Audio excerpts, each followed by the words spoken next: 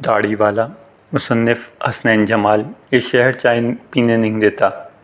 जब मैं यहाँ आया था तो मेरे पास बहुत सा वक्त था। मैं किसी भी दरख्त के नीचे घंटों बैठ सकता था। मैं दूर तक भी फैला आसमान महसूस कर सकता था।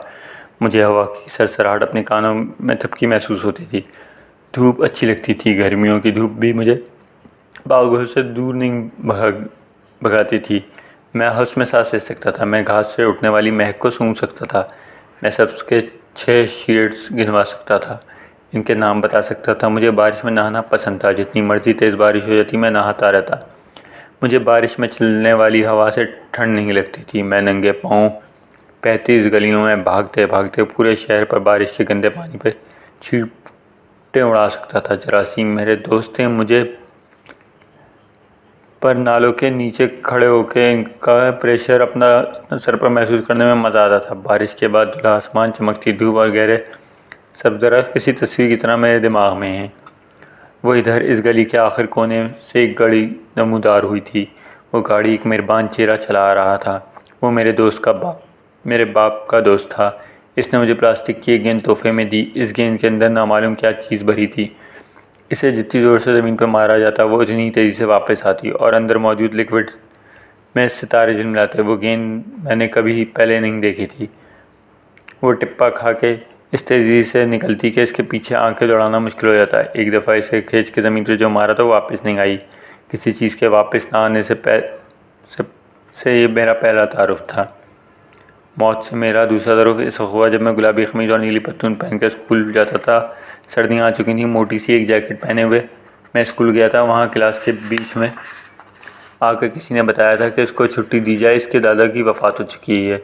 वफ़ात। उछलते कूदते घर वापस आया तो सहन में एक चारपाई थी। उस पर दादा सफ़ेद चादर ओढ़े लेटे थे। वो हिलते जुलते भी नहीं थे। इनकी आंखें भी बंद थी। वो सो भी नहीं रहे थे। कहीं कुछ गलत था। तब मुझे मालूम हुआ इसे वफ़ात कहते हैं, ये मौत थी। तो मेरी गेंद भी शायद वफ़ात पा गई थी। ये मैंने उस वक्त सोचा था, लेकिन तब हर शख्स गमज़दा था। मैं किसी गैर सवाल पूछने में बेचैनी महसूस कर रहा था। इसके बाद मेरे बाप को एक लंबी सी चादर जो सफ़ेद रंग की थी सर पर बांध दी गई। मुझे मालूम हुआ कि ये अब उनकी जगह पर ख़ानदान के सरदार हैं, लेकिन इनसे बड़ी दादा की एक बेटी थी। इन्होंने क्यों नहीं बांध दी गई, ये भी मैं इस वक्त नहीं पूछ सका। गेंद की वफ़ात और मर्द की सरदारी इस दिन मेरे दिमाग में जाकर ठप्पे खाते उछलते रहे। 2-3 दिन बाद जब दादा ज़मीन में दफन हो चुके थे और इनकी आरामगाह सीमेंट से पक्की की जा चुकी थी, वो एक पत्थर के टुकड़े पर इनका नाम लिखवाकर इनके सराहने लगाया गया तो मुझे मौत से मुकम्मल तारुफ हुआ। मेरी गेंद मरी नहीं थी। इस सवाल का जवाब मुझे मिल गया। पगड़ी क्यों बांधी गई, इसका जवाब बाद में वक्त ने दिया। तो इस वक्त ये सब कुछ सोचता था। मुझे गलियां बहुत तवील लगती थीं। जहाँ मैं खेलता था वहाँ एक ईंट पर बड़ा गड़ा मुझे याद था। किसी मकान के दरवाजे का रंग कैसा है, किस दीवार पर किस रंग का चूना है, किसके यहाँ डोरबेल है, कहाँ कुंडी खड़कानी है, मुझे सब मालूम था। मुझे ये तक याद है कि मैं अपनी स्कूल की रफ़ कॉपी में किस रंग के स्टिकर लगाना पसंद करता था। मेरे पास इतना वक्त था जैसे हर नया दिन 100 घंटों का हो, हर अगली रात पिछली से 2 घंटे ज़्यादा तवील हो। मुझे खुराक के जायके नाक और ज़ुबान दोनों से महसूस होते थे। मैं सिर्फ हरी मिर्चों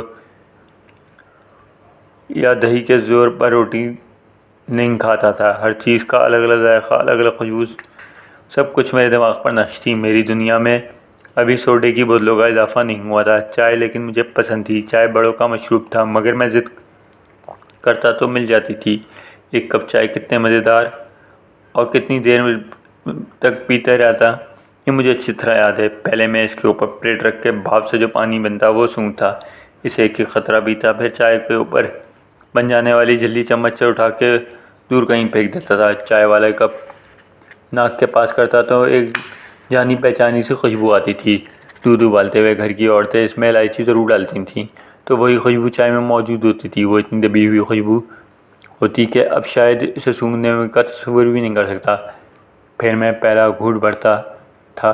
डरते डरते घूंट लेने के दौरान जिस हाथ से कप थामा होता था, इसकी तीसरी उंगली खामोखा में खड़ी हो जाती है। ये आज भी होता है। तो पहले घूंट जैसे अंदर तक चाय उतरती हुई महसूस हुई। दूसरा घूंट तब लेता जब मुझे अच्छी तरह मालूम हो जाता कि अब उंगली खड़ी करने की ज़रूरत नहीं होगी। मुझे अपनी इस आदत से चिढ़ थी, लेकिन वो होता था और मुझे उंगली उठने पर हमेशा याद आता है जब तक नीचे पत्ती नज़र नहीं आती थी। तब तक मैं चाय पीता रहता। आखिरी घूंट आधा थूकना पड़ता क्योंकि इसमें हमेशा पत्ती आ जाती है। अभी देखो तो मैं तुम्हें कितनी तफसील से सब कुछ बता रहा हूँ। अभी ये सब कुछ मेरे पास है, मैं ये सब काम कर सकता हूँ। मैं शावर के नीचे से सब मज़े ले सकता हूँ जो बारिश में लिया करता था। घर के लॉन में लोटियाँ लगा सकता हूँ। मैं टेरिस पर धूप सेकने जा सकता हूँ। मैं इस गेंद जैसी हज़ारों गेंदें अपने घर में रख के भर सकता हूँ। वो टप्पे खाते मेरे गिर्द गिर्द उछलती रहा। मैं इनको पकड़ता रहूँ। ये सब कुछ हो सकता है। मैं सालिम दरख्त खरीद के सामने सड़क में गड़वा सकता हूँ, लेकिन अब वक्त मेरे पास नहीं। अब तो चाय भी मैं अपने अंदर इस वक्त उंडेलता हूँ जब वो यख हो चुकी होती है। ये शहर मुझे पैसे देकर मुझसे वक्त ख़रीद चुका है। मेरा आसमान अब सफ़ेद छत है। मेरी घास अब बोटी सीना और मार्बल हैं। मेरी बारिश सुनो असली बारिश में अब मुझे ठंड लगती है। अब वो मुझे पसंद भी नहीं रही। अब नंगे पाँव घूमता हूँ तो घर वाले समझते हैं बूढ़ा पागल हो गया। अब मुझे ये शहर चाय भी पीने नहीं देता। मैं नहीं जानता अब चाय से कोई खुशबू आती भी है या नहीं। वो झली अब चाय पर क्यों नहीं बनती। घास अब एक ही रंग के बाकी रह गई है, या वाकई कोई होगा जो इसके शेड्स गिनवा सके। जब मेरा तारुफ मौत से हुआ था तो शायद वही वक्त था जिसके बाद आहिस्ता आहिस्ता दिन रात भी मुख्तसर होने लगे। अब मेरी घड़ी सुबह की 10 बजे शाम 5 बजे बजाती है। तुम्हारे साथ ऐसा होता है? शहर तुम्हें चाय पीने देता है? दिल भर के पी लो, कुछ ही वक्त है, तुम्हें अंदाज़ा होगा कि बूढ़ा पागल नहीं था।